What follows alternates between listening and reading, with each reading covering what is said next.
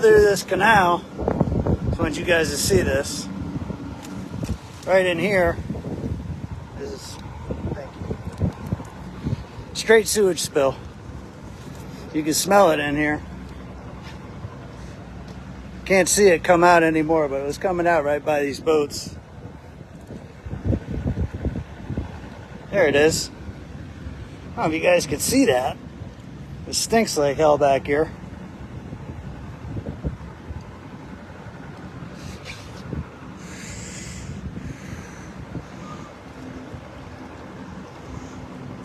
So this is the Lagomar Canal that goes back to Lagomar Lake.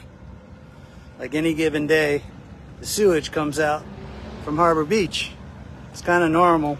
Maybe one day the mayor or somebody will do something about it.